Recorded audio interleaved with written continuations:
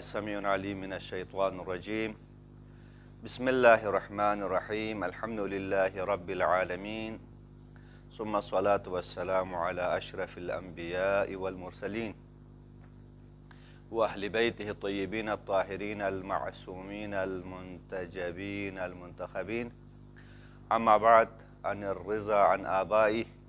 عن علی علیہ السلام قال ان رسول اللہ صلی اللہ علیہ وآلہ وسلم خطبنا ذات یوم فقال ایہا الناس انہو قد اقبل الیکم شہر اللہ بالبرکۃ والرحمۃ والمغفرہ۔ شہر اللہ المعظم کے حوالے سے یہ خطبہ شعبانیہ جسے کہا جاتا ہے، امام رضا علیہ السلام اس بابرکت مہینے کے حوالے سے ارشاد فرما رہے ہیں اپنے آباء و اجداد سے، اور آباء و اجداد امیر المؤمنین علی ابن ابی طالب علیہ السلام سے، مولا امیر کائنات علیہ السلام، رسول اکرم صلی اللہ علیہ وآلہ وسلم سے اس خطبے کو خطبہ شعبانیہ جسے کہا جاتا ہے، اس خطبے کو رسول معظم صلی اللہ علیہ وآلہ وسلم نے شعبان کے آخری جمعے میں جو ہے آپ نے اس خطبے کو ارشاد فرمایا۔ شعبان کے حوالے سے ایک ہے مناجات شعبانیہ، اس سے ہٹ کر ہے خطبہ شعبانیہ۔ خطبہ شعبانیہ میں اس مبارک مہینے کے بارے میں رسول مکرم صلی اللہ علیہ وآلہ وسلم ارشاد فرما رہے ہیں۔ رسول فرماتے ہیں کہ یہ جو مہینہ ہے، ایھا الناس، اے لوگو، قد اقبل الیکم شہر اللہ بالبرکۃ والرحمۃ والمغفرہ، یہ جو بابرکت مہینہ جو آ رہا ہے تمہارے طرف جو ہے، اس بابرکت مہینے میں جو ہے خداوند عالم کی جانب سے یہ جو اللہ کا مہینہ ہے بالبرکۃ والرحمۃ والمغفرہ، برکتوں کے ساتھ، رحمتوں کے ساتھ اور مغفرتوں کے ساتھ یہ شہر، یہ مہینہ آ رہا ہے۔ خوش قسمت ہے وہ لوگ جن کو پروردگار عالم نے یہ توفیق عنایت کی ہیں، ان کے زندگیوں کی یہ فرصت عنایت ہوئی ہے کہ وہ اس مہینے میں جو ہے ضیافت اللہ میں، اللہ کے ضیافت میں، اللہ کی جو ہے مہمانی میں، اس بابرکت مہینے میں، اس رحمتوں والے مہینے میں، اس مغفرت والے مہینے میں جو ہے زندگی گزار رہے ہیں، زندگی بسر کر رہے ہیں۔ یہ مہینہ اسی وجہ سے تو معصوم کی طرف سے فرمان ہے کہ عشرہ اول جو ہے برکتوں کا ہے، عشرہ ثانی جو ہے رحمتوں کا ہے، اور عشرہ اخیرہ مغفرتوں کا مہینہ ہے۔ اس کے بعد فرماتے ہیں کہ شہر هو عند اللہ افضل الشہور، یہ مہینہ پروردگار عالم کے نزدیک باقی مہینوں سے زیادہ افضل ترین مہینوں میں سے جو مہینہ ہے وہ شہر اللہ ہیں۔ پروردگار عالم نے ہر چیز کو برابر خلق نہیں کیا ہے، انبیاء کو جو ہے پروردگار عالم نے سب برابر خلق نہیں کیا، بلکہ ان میں سے اولو العزم پیغمبر کو پروردگار عالم نے مقام اور رتبہ عطا کیا۔ ان میں سے آپ اور میرے نبی حضرت محمد مصطفیٰ صلی اللہ علیہ وآلہ وسلم کو خاتم المرسلین قرار دے کر جو ہے مقام و فضیلت عنایت کی ہے۔ اوصیاء میں سے بھی تمام اوصیاء برابر نہیں ہے، آسمانوں میں سے سب آسمان برابر نہیں ہے، زمینوں میں سے سب زمین برابر نہیں ہے، بلکہ جو زمین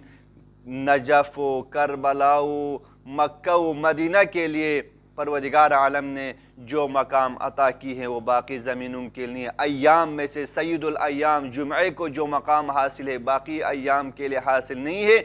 اسی طرح پروردگار عالم نے مہینوں میں سے چند مہینے کو اشہر الحرم قرار دیا ہے، ان کو مقام و فضیلت عنایت کی ہے۔ اور اسی طرح پروردگار عالم نے شہر اللہ کو باقی مہینوں میں سے وہ مقام عنایت کی ہے۔ ارشاد ہو رہا ہے نبی مکرم صلی اللہ علیہ وآلہ وسلم کا وَأَيَّامُهُ أَفْضَلُ الْأَيَّامِ، نہ فقط مہینوں میں سے یہ مہینہ افضل ہے بلکہ ان کے ایام باقی مہینوں کے دنوں سے بھی زیادہ افضل ہے۔ وَاللَّيَالِ أَفْضَلُ اللَّيَالِ، ان کی جو راتیں ہیں، خوش قسمت ہے یقیناً وہ افراد جو اس مہینے میں زندگی گزار رہے ہیں اور ان لیالی کو، ان شبہا کو وہ درک کرے جسے شبہائے قدر کہا جاتا ہے، جس میں ایک رات کی عبادت 80 سال کے عبادتوں سے بھی افضل قرار دیا ہے۔ لیلۃ القدر خیر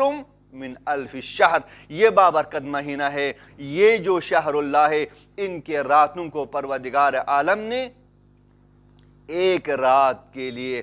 اگر ہم لیلۃ القدر خیر من الف الشہر کو 1000 راتوں کو اگر ہم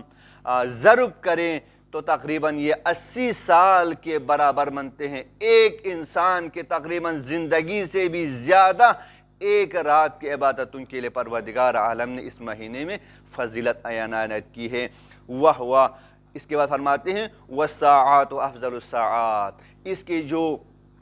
سیکنڈ ہیں، اس کے جو لحظات ہیں، اس کے جو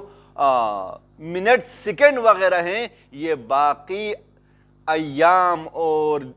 مہینوں کے جو ہے ساعات اور لحظات سے بھی افضل ہیں۔ اس کے بعد فرماتے ہیں وَشَهْرٌ دُعِيتُمْ فِيهِ إِلَىٰ ضِيَافَةِ اللَّهِ، یہ وہ بابرکت مہینہ ہے جس میں جو ہے پروردگار عالم کے مہمانی میں دعوت دی گئی ہے۔ آ جائیں اللہ کے مہمانی میں، آ جائیں وہ لوگ جس کے اندر یہ صلاحیت موجود ہیں، وہ ضیافت اللہ میں آ جائیں۔ وَجُعِلْتُمْ فِيهِ مِنْ أَهْلِ الْكَرَامَةِ اللَّهِ، تمہیں قرار دیا گیا ہے کرامت اللہ میں۔ اس کے بعد فرماتے ہیں جب آپ اللہ کے مہمانی میں آ جائیں گے، کرامت اللہ میں آ جائیں گے، اس کے بعد آپ کے ہر ایک ارزش ہیں، آپ کے ہر فعل کی ایک قیمت لگ جاتی ہے۔ انفاسکم فیہ تسبیح ونومکم فیہ عبادہ، اب آپ جب آ جاتے ہیں تو آپ کی سانسوں کی بھی قیمت لگ گئی، آپ کے سونے کی جو حالت ہے اس کی بھی قیمت ہے۔ فرماتے ہیں کہ آپ جب سانس لے رہے ہوں گے اس مہینے میں، اس کے لیے تسبیح کا ثواب مل جاتا ہے، اور جب آپ سوئیں گے،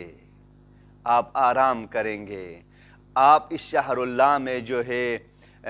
سو جائیں گے، تو فرما رہے ہیں فیہ عبادہ، اس میں جو سوئیں گے اس کی سونا بھی عبادت ہو جائیں گے۔ وَعَمَلْكُمْ فِيهِ مَقْبُولًا، آپ اس مہینے میں جو بھی عمل انجام دیں گے، جس طرح کی بھی آپ عمل انجام دیں گے، آپ تربیت اولاد کے اعتبار سے، آپ احترام والدین کے اعتبار سے،